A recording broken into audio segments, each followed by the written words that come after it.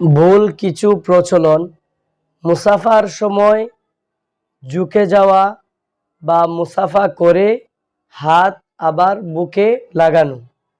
অনেক মানুষই এইটা করে থাকেন যে মুসাফা করে যখন ওই সময় সে মাথা ঝুঁকিয়ে নেয়। একমাত্র আল্লাহ তাআলাকে ছাড়া অন্য কারো দিকে মাথা ঝুঁকানো যাবে না।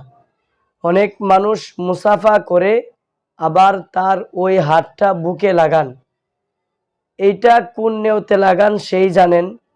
তবুও অনেক মানুষের মনের বিশ্বাস হচ্ছে যে বুজুর্গদের সাথে যখন মুসাফা করা হয়, ওই বুজুর্গদের হাতকে তার হাতের সাথে যখন লাগানো হয়, ওই মুসাফার হাতটা তার বুকে লাগানো হয়, সে মনে করে থাকেন যে এটা বরকতময়।